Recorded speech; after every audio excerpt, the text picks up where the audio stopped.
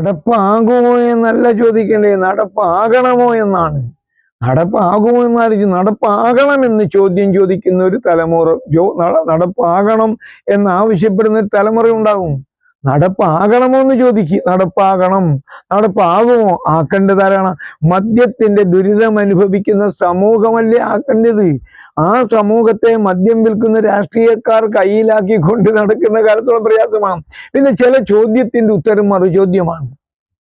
ലോകത്ത് എവിടെയെങ്കിലും കമ്മ്യൂണിസം നടപ്പിലായിട്ടുണ്ടോ? എന്നിട്ട് കമ്മ്യൂണിസം മാർക്സിസം ലെനിനിസം പറഞ്ഞ ആളുകൾ നടക്കുന്നത് എന്താ ഉദ്ദേശം?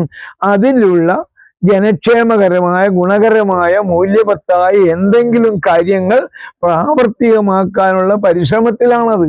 അതിലുള്ള മൂല്യങ്ങൾ എന്തെങ്കിലും സമൂഹത്തെ സന്നിവേശിപ്പിക്കട്ടെ. ഒന്ന് എങ്ങും നടപ്പായില്ല എന്നുള്ളത് കൊണ്ട് തീരെ പ്രയോജനകരമല്ല എന്ന് വരുന്നില്ലല്ലോ. അതുകൊണ്ട് നടപ്പാകണമോ? നടപ്പാകണം. അതിനെന്ത് ചെയ്യുന്നു? ജനങ്ങളെ സംഘടിപ്പിക്കുന്നു. കേരള മദ്യ നിരോധന സമിതി ഇവിടെ ശ്രമഫലമായിട്ടല്ലേ ആന്റണി ചാരായം നിരോധിച്ചത്. ഞങ്ങളുടെ സമ്മർദ്ദത്തിലൂടെയല്ല ഇത്രയും മദ്യ നിയന്ത്രണം കൊണ്ടുവന്നത്. ഇനി LDF പ്രകടന പത്രികയിൽ എന്താ പറഞ്ഞത്? വർജനമാന്ന് ചിലർ തെറ്റായി വർജനം എന്നൊരു വാക്ക് LDF പ്രകടന പത്രികയിൽ പറഞ്ഞിട്ടില്ല. 2016 പ്രകടന പത്രികയിൽ 552 ഖണ്ഡികയിൽ പറയുന്നത് LDF അധികാരത്തിൽ വന്നാൽ മദ്യത്തിന്റെ ലഭ്യതയും ഉപഭോഗവും ഘട്ടം ഘട്ടമായി കുറച്ചുകൊണ്ടുവരുന്ന ഈ ഘട്ടം ഘട്ടമായി കുറയ്ക്കലാണ് മദ്യനിരോധനം. അതൊക്കെ വിസ്മരിക്കുകയാണ് ആ LDF പ്രകടന പത്രിക എഴുതിയ പാർട്ടി. ജനങ്ങൾ അതൊക്കെ ഓർമ്മയില്ല. 2005 February 5 secretary to Kerala governor ഒപ്പിട്ടിറക്കിയ ഗസറ്റ് നോട്ടിഫിക്കേഷനാണ് കരുണാകരൻ സർക്കാർ UDF സർക്കാരിലെന്ന് total eradication of liquor step by step എന്നാണ്. സമ്പൂർണ്ണ മദ്യ നിർമാർജനം ഘട്ടം ഘട്ടമായി. ആ ഘട്ടം ഘട്ടമായതാണ് LDF 2016 പറഞ്ഞത്. പടിപടി ഘട്ടം ഘട്ടം എന്നുള്ളതിന് വേറൊരു വാക്ക് പടിപടിയായി കുറച്ചുകൊണ്ടിരുന്ന മദ്യവർജനം എന്നൊരു വാക്കേ പറഞ്ഞിട്ടില്ല. മറ്റൊരു അസംബന്ധം പറയും. വർജനം നടപ്പിലാക്കേണ്ടത് കുടിയനാണ്, വേണ്ടെന്ന് വെക്കലാണ് വർജനം. നിരോധനമാണ് ഗവൺമെന്റ് നടപ്പിലാക്കേണ്ടത്.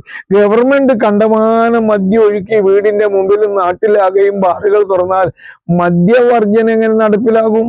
കുടിക്കണം എന്നുള്ളവന്റെ ചിന്ത കൂടുതലേ ലഭ്യതയാണ് ഉപഭോഗത്തിന് കാരണം. Availability is the main cause of consumption എന്നാണ് ഗാന്ധിജി പറഞ്ഞത്.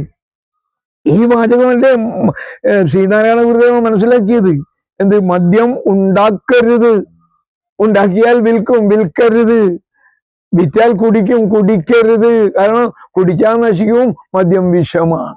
വിഷമാണെന്ന് ഉപദേശം പറഞ്ഞു പോയതല്ല ഗുരുദേവൻ. അതിന്റെ 3 ഡൈമെൻഷനൽ ഇഫക്റ്റ് ആണ് മദ്യനിരോധനത്തിൽ. ഉണ്ടാക്കരുത്, വിൽക്കരുത്, ഉപയോഗിക്കരുത്. അതാണ് ത്രിമാനതല പ്രഭാവം. ഐക്യരാഷ്ട്രസഭയും പറഞ്ഞ അതുകൊണ്ടല്ലേ. 100 കൊല്ലം മുമ്പ് ഗുരുദേവൻ പറഞ്ഞ ഐക്യരാഷ്ട്രസഭ പറഞ്ഞില്ലേ 86 reduction in production, reduction in distribution, reduction in consumption, reduction in risk. അതല്ലേ ഘട്ടം ഘട്ടം. അതല്ലേ LDF പ്രകടന പത്രികയിൽ പറഞ്ഞത്. എന്നിട്ട് മദ്യ നിരോധനം ഗുജറാത്ത് നടപ്പിലായില്ലേ? നടപ്പിലായിട്ടും ഗുജറാത്ത് കള്ളമദ്യം കിട്ടുന്നില്ല എന്നൊരു ചോദ്യമാണ്. നിയമം മൂലം സർക്കാർ നിരോധിച്ചിരിക്കുന്നു. ആ നിരോധനത്തെ പ്രാവർത്തികമാക്കേണ്ട പൗരബോധമുള്ള ജനങ്ങളും ഗൗരവമുള്ള സിവിൽ ഭരണവുമാണ്. ഇപ്പൊ ഇവിടെ വ്യഭിചാരം നിരോധിച്ചിട്ടില്ലേ? നടക്കുന്നില്ലേ? മോഷണം നിരോധിച്ചില്ലേ? നടക്കുന്നില്ലേ? കൊലപാതക അനുവദനീയമാ? നടക്കുന്നില്ലേ? വേണ്ട. അത് ഏറ്റവും നല്ല ചോദ്യം. നിരോധിക്കപ്പെട്ടതാണ് MDMA, കഞ്ചാവ്, ബ്രൗൺ ഷുഗർ തുടങ്ങിയവ. നിരോധനം അങ്ങ് നീക്കി നോക്ക്, എന്തായിരിക്കും? സകല ബീഡികളിലും സിഗരറ്റും ബീഡിയൊന്നും ഉണ്ടാകില്ല, വെറും MDMA ഉണ്ടാകുക. നിരോധനം എന്ന് പറഞ്ഞാൽ അതൊരു നിയന്ത്രണമാണെന്നാണ് അർത്ഥം. അതുകൊണ്ടാണ് ഞങ്ങൾ നിരോധനം പറയുന്നത്. സമ്പൂർണ്ണ മദ്യ നിരോധനത്തിന് ഒരുപാട് ഘട്ടങ്ങളുണ്ട്. അതിവിടെ താങ്കളുടെ ചോദ്യത്തിൽ ഇല്ലാത്തതുകൊണ്ട് ഞാൻ വിശദീകരിക്കുന്നില്ല. അതുകൊണ്ട് ഒരിക്കൽ കൂടി പറയുന്നു, നിരോധനം നിയന്ത്രണമാണ്.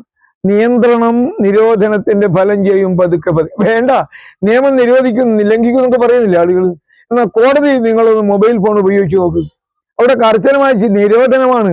പേടിച്ചിരുന്ന മൊബൈൽ ഫോൺ ചിലപ്പം കിട്ടിയില്ല, ജയിലിലും കിടക്കേണ്ടി വരും. അപ്പൊ നിരോധനം ലംഘിച്ചാൽ കർശനമായ നിയമം കൂടി ഉണ്ടെങ്കിൽ ഒരു നിരോധനവും ലംഘിക്കപ്പെടില്ല. അതാണ് നമ്മളുടെ മറുപടി.